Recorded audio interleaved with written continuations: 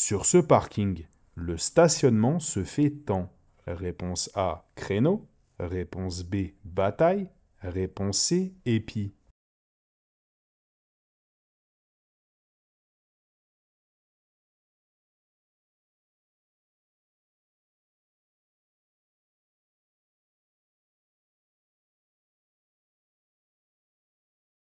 Lorsque je me gare perpendiculairement à la chaussée, je me stationne en bataille. Cette configuration est fréquente dans les parkings. Lorsque vous voyez des places de parking parallèles à la chaussée, le stationnement se fait en créneau. C'est le type de stationnement le plus courant le long des rues. Enfin, lorsque les emplacements sont disposés en biais par rapport à la chaussée, il s'agit d'un stationnement en épi. Ce type de stationnement facilite les manœuvres d'entrée et de sortie et optimise l'espace de stationnement. Sur ce parking, le stationnement se fait en réponse B, bataille. La signalisation autorise le dépassement. Réponse A, oui.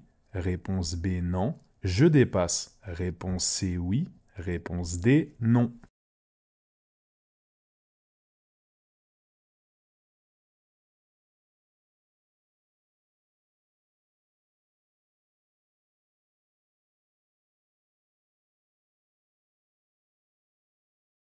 La ligne centrale du marquage au sol est discontinue, ce qui m'autorise à dépasser. Cependant, pour effectuer un dépassement en toute sécurité, aucun véhicule ne doit arriver en sens inverse. Or, devant, un véhicule se dirige vers moi. Je renonce donc à mon dépassement et reste derrière le cycliste jusqu'à ce que les conditions permettent un dépassement sécurisé. La signalisation autorise le dépassement. Réponse A, oui. Je dépasse. Réponse D, non. Réponse A et D.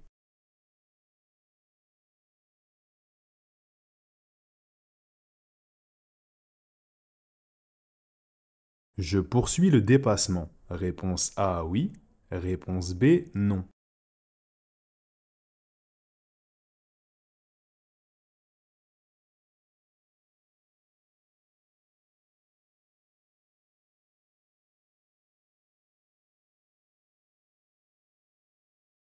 Je circule sur une route à chaussée séparée par un terre-plein central. Ce type d'aménagement est souvent présent sur les routes nationales ou départementales où la circulation est à sens unique. Les limitations de vitesse y varient généralement entre 80 km/h et 110 km/h. Les panneaux carrés bleus signalent une réduction du nombre de voies. Ils indiquent que la chaussée passe de 2 voies à une voie. Cette information est confirmée par la flèche marquée au sol. Dans ces conditions, j'annule mon dépassement et me repositionne sur la voie de droite afin de m'adapter à la nouvelle configuration de la route. Je poursuis le dépassement. Réponse B, non. À partir de ce panneau, je serai prioritaire aux 4 prochaines intersections.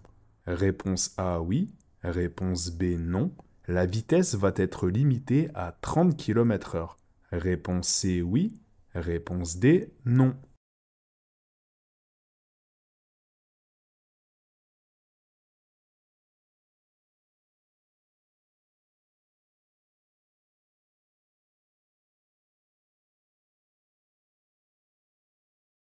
Le panneau triangulaire avec une croix est un panneau de danger. Il impose de céder la priorité à droite. Le panonceau 4 priorités à droite en dessous indique qu'à partir de la prochaine intersection et pour les 3 suivantes, je devrais céder le passage aux véhicules venant de ma droite. Le panneau rectangulaire fin de zone 30 en dessous signale une fin de limitation de vitesse à 30 km/h. À partir de ce point, cette limitation n'est plus en vigueur. Les panneaux de zone limités à 30 km/h sont toujours implantés en agglomération. La limitation de vitesse repasse donc à 50 km/h. À partir de ce panneau, je serai prioritaire aux 4 prochaines intersections. Réponse B, non. La vitesse va être limitée à 30 km/h. Réponse D, non. Réponse B et D.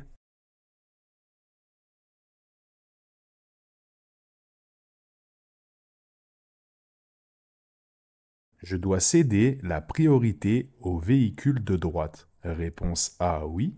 Réponse B, non. Par courtoisie, je peux lui laisser la priorité. Réponse C, oui. Réponse D, non.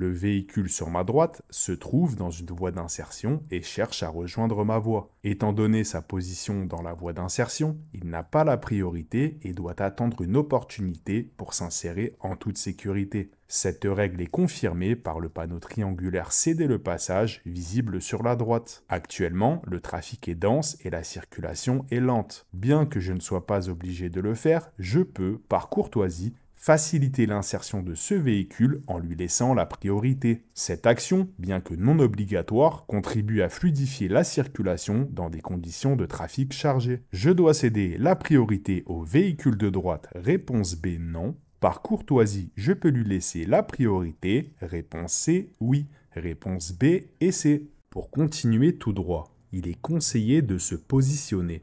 Réponse A sur la voie de gauche, réponse B sur la voie de droite.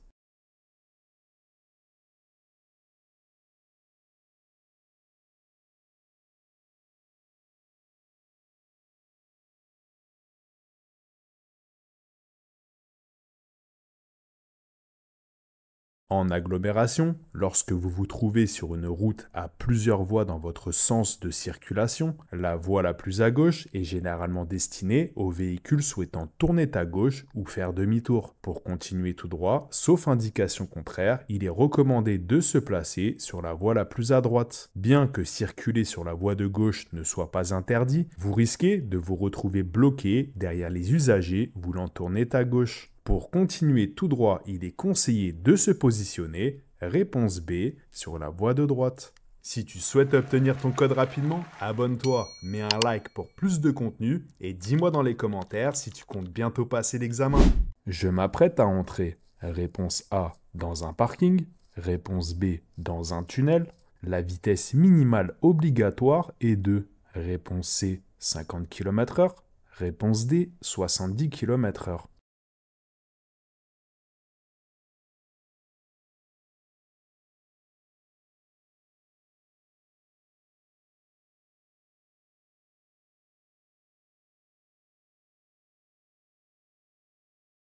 Le panneau à droite signale l'entrée imminente dans le tunnel du Mont Blanc. Plusieurs règles de sécurité doivent être respectées tout au long de sa traversée. La signalisation signale que l'utilisation des feux de croisement est obligatoire, que le dépassement est interdit, de maintenir une distance de sécurité d'au moins 150 mètres avec le véhicule qui me précède, matérialisé à l'intérieur du tunnel par des lumières bleues disposées tous les 150 mètres, ainsi qu'une limitation de vitesse à 70 km/h. Le carré bleu avec un pictogramme de radio indique la disponibilité de fréquences FM diffusant des messages de sécurité. Enfin, le panneau rond bleu impose une vitesse minimale de 50 km/h. Ces règles s'appliquent sur toute la longueur du tunnel, soit environ 11 km 600. Je m'apprête à entrer, réponse B, dans un tunnel. La vitesse minimale obligatoire est de, réponse C, 50 km/h. Réponse B et C. Avant ce panneau,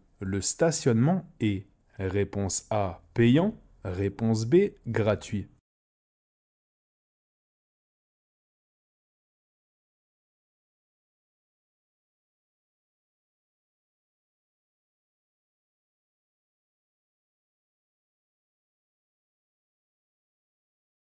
Ce panneau annonce une fin de zone de stationnement à durée limitée contrôlée par disque. Ils sont placés en fin de zone bleue. Cela signifie qu'avant ce panneau, le stationnement est gratuit à condition d'afficher un disque de stationnement sur le tableau de bord du véhicule. Le disque de stationnement est un petit carré bleu qui sert à indiquer l'heure d'arrivée lorsqu'on se stationne en zone bleue. Le temps de stationnement y est limité à 1h30 maximum lorsque la durée n'est pas spécifiée. Cependant, cette durée peut varier selon les communes. La durée maximale autorisée est généralement indiquée par des panneaux en entrée de zone. Se stationner en zone bleue sans disque de stationnement est sanctionné d'une amende de 35 €. Avant ce panneau, le stationnement est, réponse B, gratuit.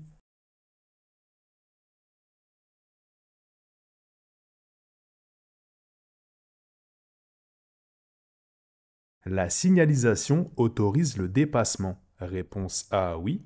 Réponse B, non.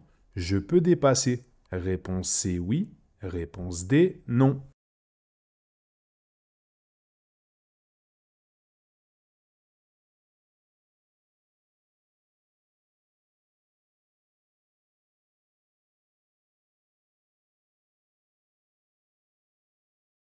Le panneau rond à droite annonce une fin d'interdiction de dépasser. La ligne discontinue au sol se trouve de mon côté. Cela signifie que je suis autorisé à effectuer un dépassement. Les utilisateurs venant en face ont donc une ligne continue de leur côté. Ils ne sont pas autorisés à dépasser. La visibilité est bonne et toutes les conditions sont réunies pour dépasser. J'enclenche le clignotant gauche et j'entame le dépassement. La signalisation autorise le dépassement. Réponse A, oui. Je peux dépasser. Réponse C, oui. Réponse A et C. Je suis autorisé à dépasser les véhicules de plus de 3,5 tonnes. Réponse A, oui. Réponse B, non.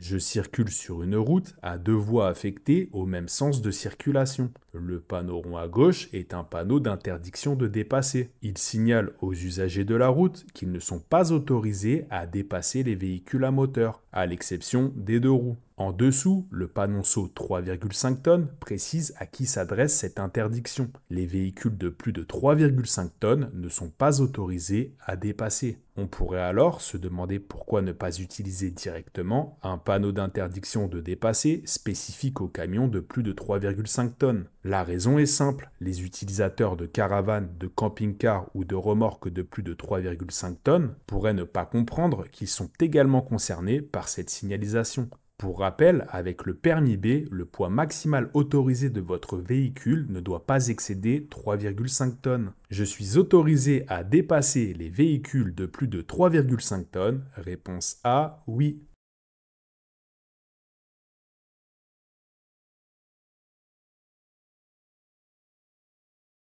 La zone principale de danger se trouve en réponse A, zone 1, réponse B, zone 2.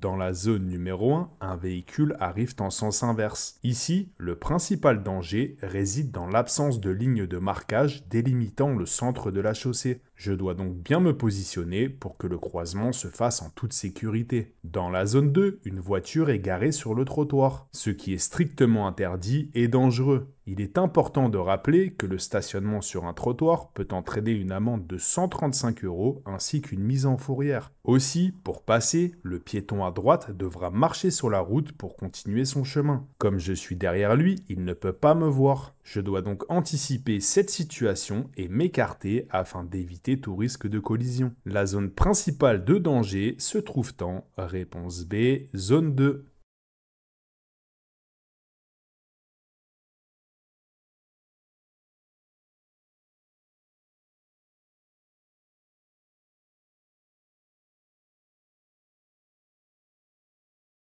Pour aller tout droit, je passe. Réponse A, avant ce cycliste. Réponse B, après ce cycliste.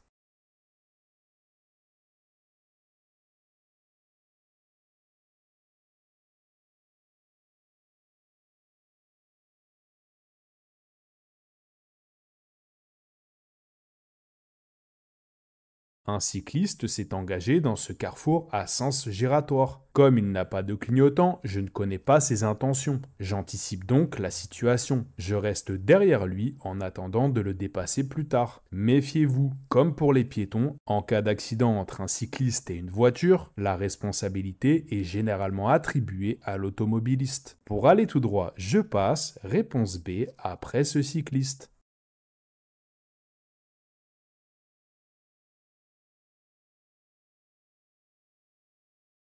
Dans des conditions de forte pluie, je suis autorisé à rouler en réponse A, feu de brouillard avant, réponse B, feu de brouillard arrière, réponse C, feu de position seul, réponse D, feu de croisement.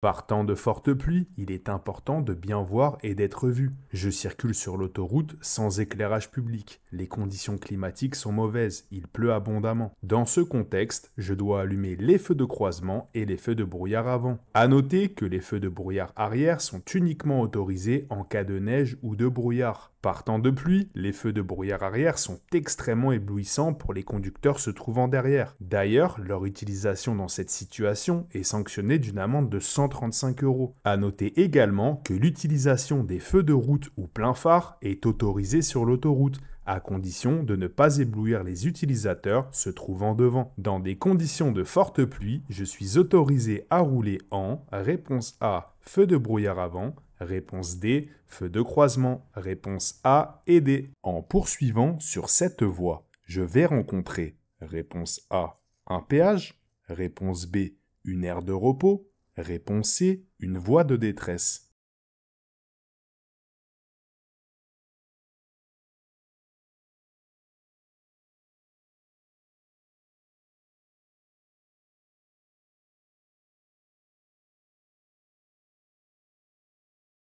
La couleur bleue des panneaux et le panonceau rouge au-dessus indiquent que je circule sur l'autoroute. Je me trouve dans la voie centrale en direction de Paris.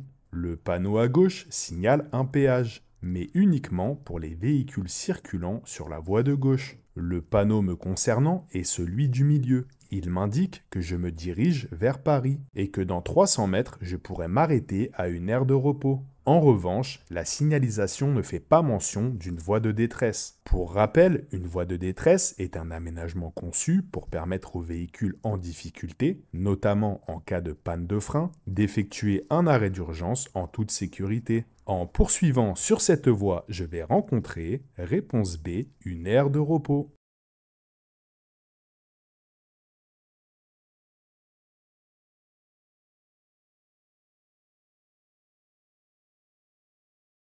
Cette route est à sens unique. Réponse A, oui.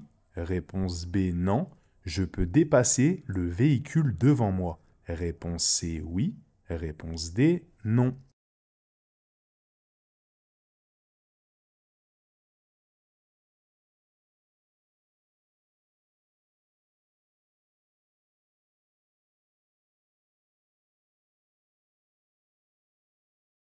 Pour déterminer facilement le sens de circulation d'une route, il faut se référer à la ligne de rive du côté gauche de la chaussée. Sur l'image, la ligne est discontinue, ce qui signifie que cette route est à double sens de circulation. Les routes à sens unique possèdent une ligne de rive gauche continue et une ligne de rive droite continue ou discontinue. Les panneaux de signalisation sont également implantés du côté gauche. Dans cette configuration, je circule donc sur une route à double sens de circulation. La camionnette devant entame un dépassement. Son gabarit masque la visibilité. Si je la suis, je n'aurai aucune information sur la circulation arrivant en face. De plus, sur ce type de route, il est interdit de suivre un véhicule qui est en train de dépasser. Cela pourrait créer une situation dangereuse, notamment si le véhicule que vous suivez ne peut pas se réinsérer correctement dans sa voie. Cette route est à sens unique. Réponse B, non. Je peux dépasser le véhicule devant moi. Réponse D, non.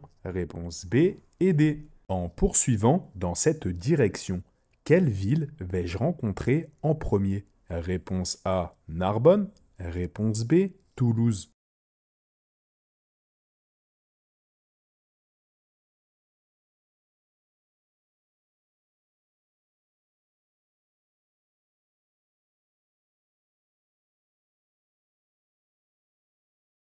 Ce panneau à message variable me fournit deux informations.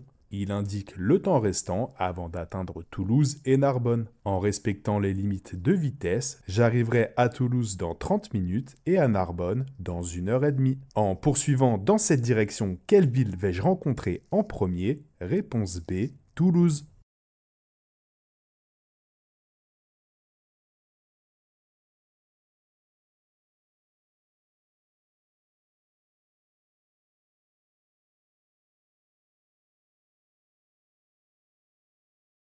Dans cette situation, réponse A, je passe. Réponse B, je m'arrête.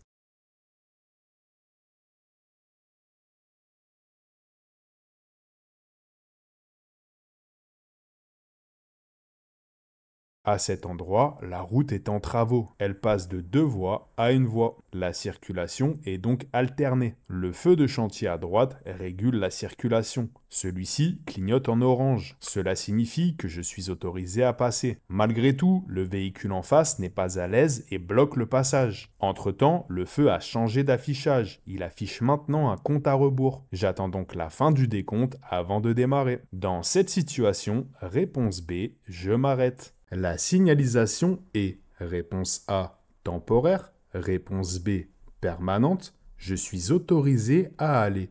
Réponse C, à gauche, réponse D, tout droit.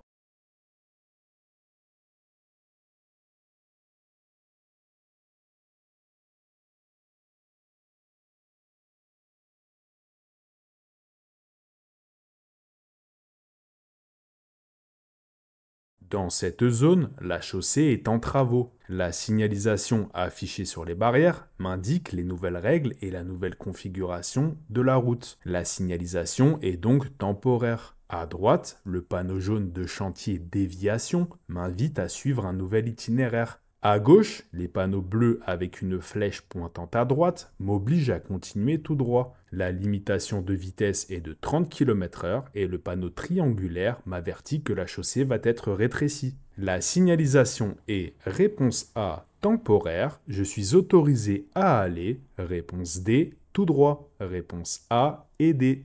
Pour rechercher un contact, je détourne les yeux de la route, réponse A, 1 seconde, réponse B, plusieurs secondes, mon temps de réaction dure environ, réponse C, 1 seconde, réponse D, plusieurs secondes.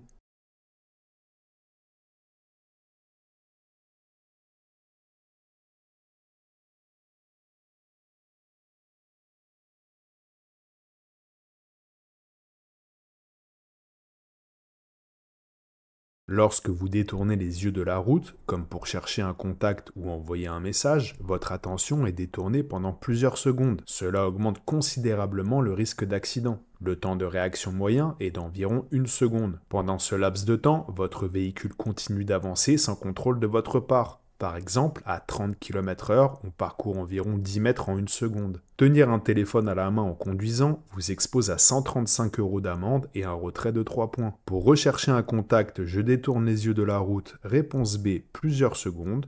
Mon temps de réaction dure environ. Réponse C, 1 seconde. Réponse B et C. La ceinture de sécurité et l'appui-tête sont des éléments de sécurité. Réponse A, active. Réponse B, passive.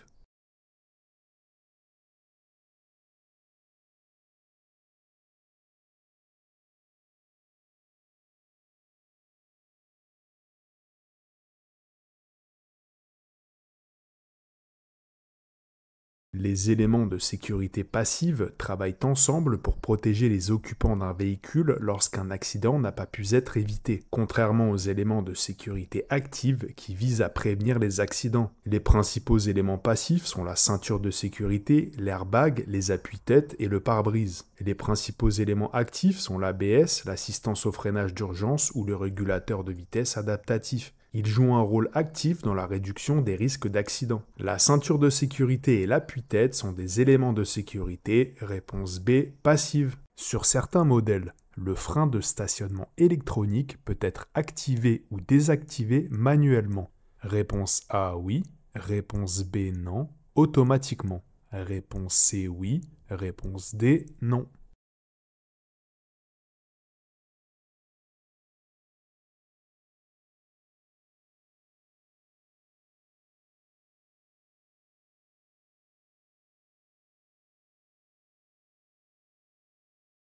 Le frein de stationnement électronique est une innovation présente sur de nombreux véhicules modernes. Sur certains modèles, vous avez la possibilité de l'activer ou de le désactiver de deux façons, soit manuellement en appuyant sur un bouton ou en tirant un levier, soit automatiquement, le système gère lui-même l'activation et la désactivation du frein lorsque le conducteur appuie sur l'accélérateur ou quand le véhicule s'arrête. Un mode de démarrage en côte est également disponible sur certaines versions. Sur certains modèles, le frein de stationnement électronique peut être activé ou désactivé manuellement. Réponse A, oui. Automatiquement. Réponse C, oui. Réponse A et C. Dans 2000 mètres, je vais rencontrer une bifurcation. Réponse A, oui. Réponse B, non. Une sortie. Réponse C, oui. Réponse D, non.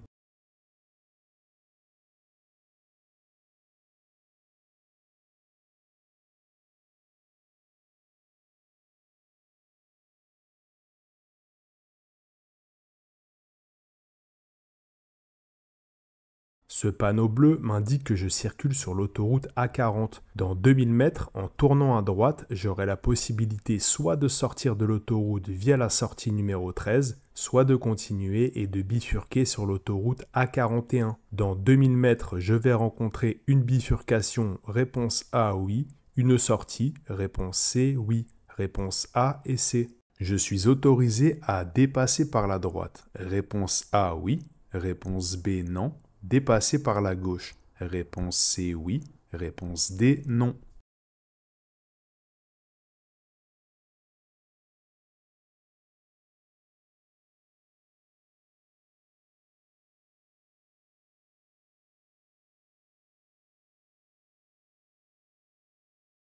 Sur une autoroute, il est toujours interdit de dépasser par la droite. Le dépassement doit toujours s'effectuer par la gauche, sauf en cas de circonstances exceptionnelles, comme par exemple si la file de gauche est plus lente à cause de la densité du trafic. Donc attention, le dépassement par la droite est sanctionné d'une amende de 135 € et d'un retrait de 3 points. Je suis autorisé à dépasser par la droite. Réponse B, non. Dépasser par la gauche. Réponse C, oui. Réponse B et C. Lorsque ma vitesse passe de 50 km/h à 60 km/h, ma distance d'arrêt, réponse A, ne change pas. Réponse B, augmente d'environ 5 mètres. Réponse C, augmente d'environ 10 mètres.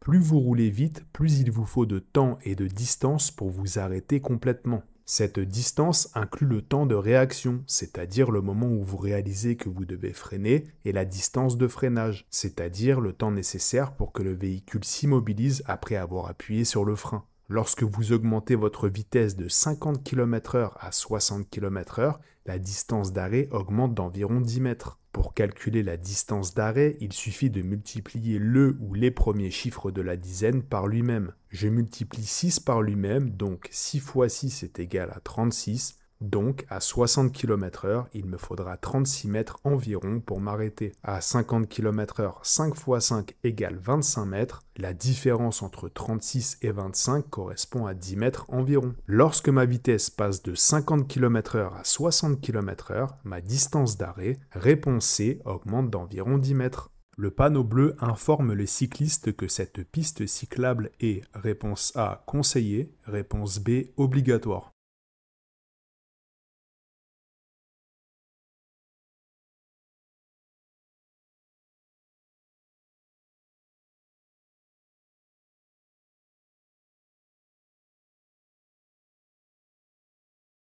Le panneau bleu rond avec un pictogramme de cycliste indique aux cyclistes que cette piste cyclable est obligatoire. Cela signifie que les cyclistes sont vivement incités à ne pas rouler sur la route car cette zone est dangereuse. Le panneau qui désigne piste ou bande cyclable conseillée est carré et de couleur bleue. Le panneau bleu informe les cyclistes que cette piste cyclable est, réponse B, obligatoire. Lorsque je circule en vélo ou en trottinette, je suis autorisé à circuler sur les trottoirs, réponse A, oui, réponse B, non. Les pistes cyclables, réponse C, oui, réponse D, non.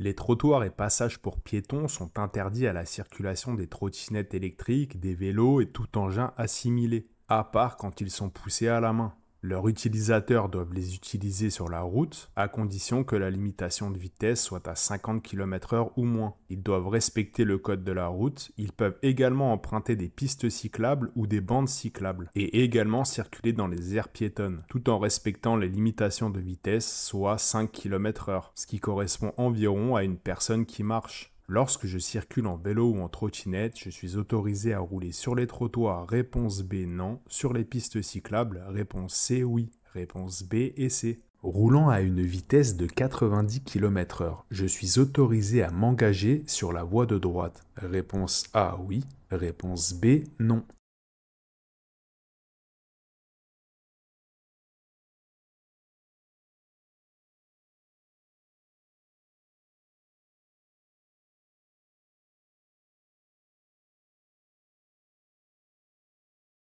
Les panneaux carrés bleus à gauche et à droite m'indiquent qu'à partir de maintenant et sur les 2000 prochains mètres, la route comportera 3 voies dans mon sens de circulation. Le panneau rond bleu m'annonce qu'à droite, une voie pour véhicules lents va apparaître. Cette voie spéciale se matérialise par une ligne blanche discontinue et large. Vous pouvez emprunter cette voie si vous tractez une caravane ou si votre véhicule rencontre des difficultés à une vitesse maximum de 60 km/h. Attention, les conducteurs de véhicules sans contrainte utilisant cette voie s'exposent à une amende de 35 € sans perte de points. Roulant à une vitesse de 90 km/h, je suis autorisé à m'engager sur la voie de droite. Réponse B, non. Lors d'un croisement difficile entre deux véhicules de même catégorie, le véhicule devant faciliter le croisement est réponse A, le véhicule qui monte, réponse B, le véhicule qui descend.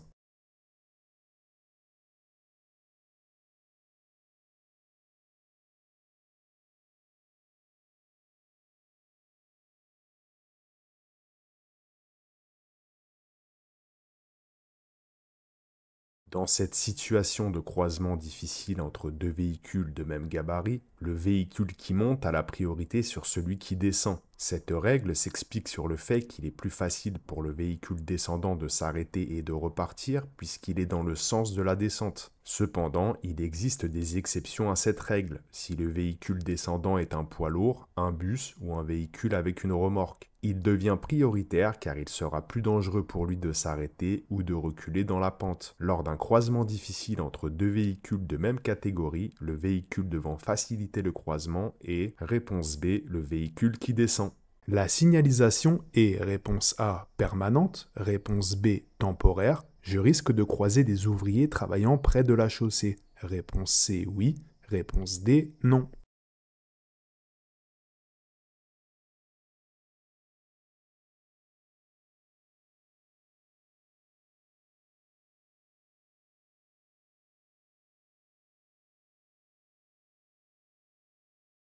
Les panneaux de travaux font partie des panneaux de signalisation temporaire. Ils préviennent les usagers de la route d'une modification due à un trafic perturbé par un chantier ou un événement. Ils ont la particularité d'avoir toujours un fond jaune orangé et prévalent sur la signalisation habituelle. Dans le code de la route, cette signalisation temporaire impose une extrême prudence aux conducteurs. Tout type de panneaux du code de la route peuvent avoir leur version temporaire, panneaux de danger, d'interdiction ou d'obligation. La signalisation est réponse B temporaire, je risque de croiser des ouvriers travaillant près de la chaussée, réponse C oui, réponse B et C.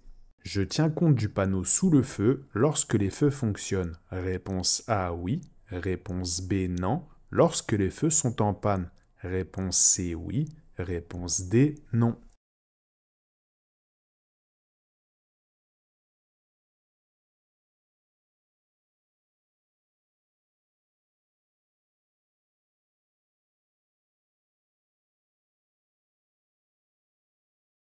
Le panneau sous le feu tricolore indique une direction obligatoire. Il m'indique que dans cette voie, je suis obligé de tourner à gauche. Lorsque les feux fonctionnent, c'est bien le feu qui prime, sauf pour les panneaux d'obligation. Je tiens compte du panneau sous le feu lorsque les feux fonctionnent. Réponse A oui. Lorsque les feux sont en panne, réponse C oui. Réponse A et C. Ce panneau annonce réponse A un sens interdit, réponse B un sens unique, réponse C que la circulation est interdite.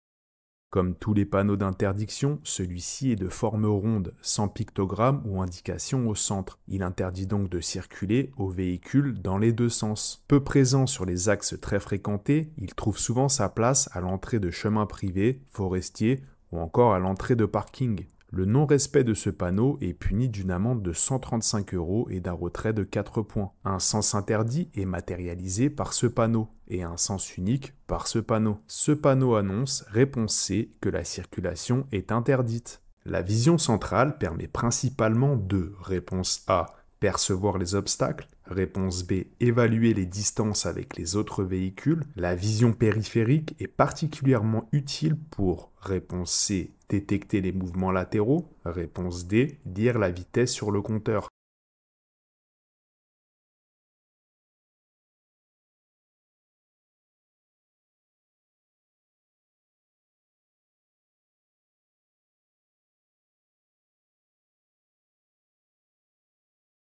La vision centrale et la vision périphérique sont deux types de perception visuelle qui ont des rôles différents mais complémentaires. La vision centrale vous permet de percevoir les détails précis de votre environnement, comme la lecture des panneaux ou la détection des obstacles directement devant vous. C'est cette vision qui vous aide à vous concentrer sur la route en face. En revanche, la vision périphérique, qui entoure votre vision centrale, est utile pour détecter les mouvements latéraux et les changements dans votre environnement, comme un piéton ou un véhicule qui arrive de côté. Bien que la vision centrale soit celle qui vous guide, la vision périphérique est cruciale pour percevoir les dangers venant des côtés. La vision centrale permet principalement de, réponse A, percevoir les obstacles, réponse B, évaluer les distances avec les autres véhicules. La vision périphérique est particulièrement utile, réponse C, pour détecter les mouvements latéraux. Réponse A, B et C.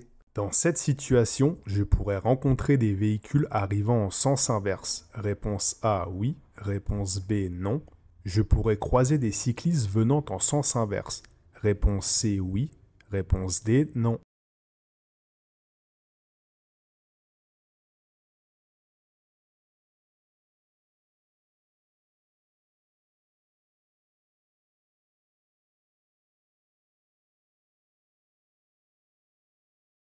Le panneau carré bleu m'indique que je vais circuler sur une route à double sens où la voie en sens inverse est réservée aux cyclistes. Ainsi, je pourrais rencontrer des vélos, mais pas des voitures en sens contraire. Dans cette situation, je pourrais rencontrer des véhicules arrivant en sens inverse, réponse B, non. Je pourrais croiser des cyclistes venant en sens inverse, réponse C, oui. Réponse B et C. À partir de ce panneau, hors permis probatoire, la limitation de vitesse des usagers circulant en sens inverse est de, réponse A, 80 km/h, réponse B, 90 km/h.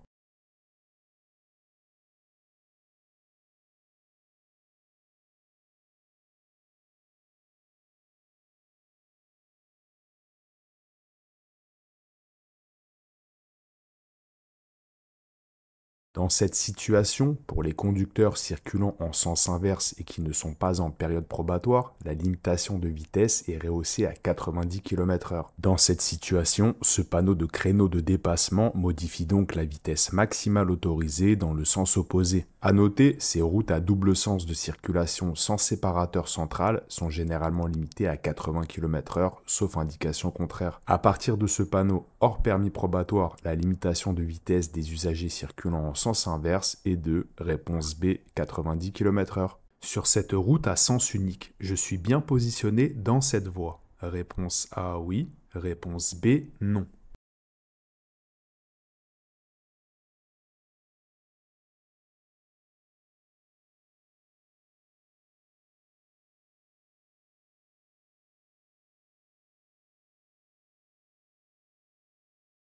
Lorsque vous conduisez sur une route à plusieurs voies, il est important de rester sur la voie de droite si elle est libre. Cette règle existe pour permettre une meilleure circulation et faciliter les dépassements. Par exemple, si un véhicule d'urgence tel qu'un camion de pompiers ou une voiture de police a besoin de passer. Toutefois, attention, vous risquez potentiellement une amende pouvant aller de 22 à 75 €. Sur cette route à sens unique, je suis bien positionné dans cette voie. Réponse B, non.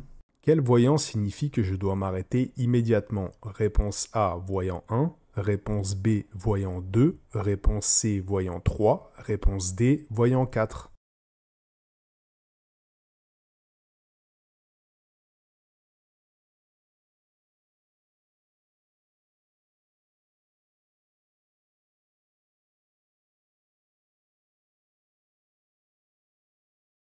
Le voyant 1 est un voyant de préchauffage moteur. Il est spécifique aux véhicules diesel. Il s'allume généralement lors d'un démarrage à froid et indique que le moteur est en train de préchauffer les bougies de préchauffage pour un démarrage optimal.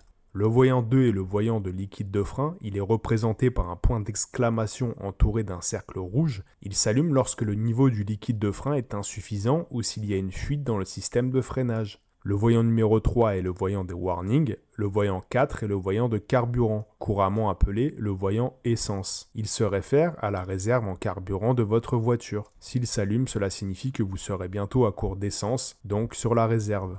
Dans ces conditions, c'est uniquement le voyant numéro 2 qui m'oblige à m'arrêter. Quel voyant signifie que je dois m'arrêter immédiatement? Réponse B, le voyant numéro 2. Après 3 ans de permis, si je n'ai eu aucun retrait de points, mon capital de points sera de réponse A 6 points, réponse B 8 points, réponse C 10 points, réponse D 12 points.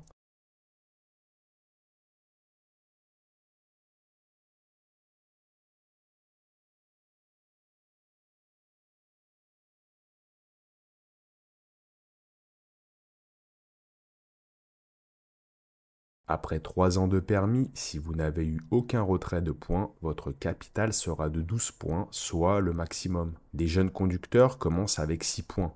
Ensuite, si vous ne commettez aucune infraction, vous gagnez 1 point tous les 6 mois pendant 3 ans. La deuxième année, vous aurez 8 points, la troisième année, 10 points, et à partir de la quatrième année, vous atteindrez le plafond de 12 points. Cette progression récompense une conduite responsable et sans infraction. Attention, en période probatoire, si vous perdez le moindre point, votre capital restera de 6 points maximum jusqu'à la fin de cette période. Après 3 ans de permis, si je n'ai eu aucun retrait de points, mon capital de points sera de, réponse D, 12 points. La voiture numéro 1 continue tout droit. La voiture numéro 2 tourne à gauche. Quel usager a la priorité? Réponse A, la voiture numéro 1. Réponse B, la voiture numéro 2.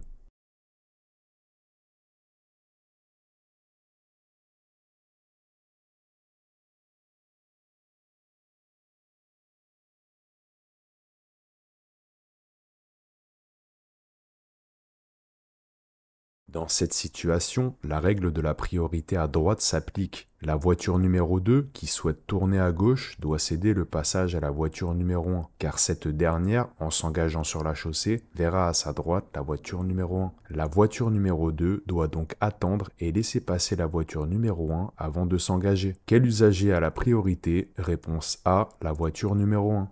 Je suis autorisé à me stationner. Réponse A, avant le panneau. Réponse B, après le panneau. Je suis autorisé à m'arrêter. Réponse C, oui. Réponse D, non.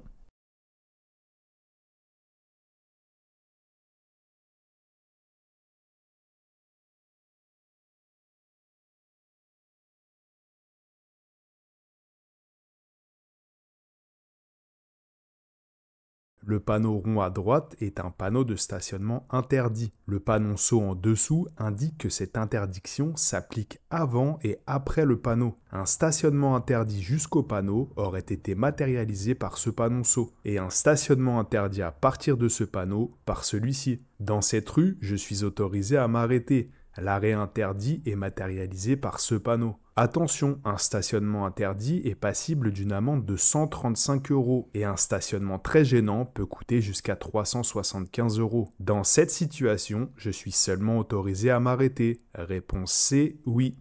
Lequel de ces appareils de mesure du taux d'alcool possède une valeur légale? Réponse A, l'alcotest. Réponse B, l'éthylomètre. Réponse C, l'éthylotest.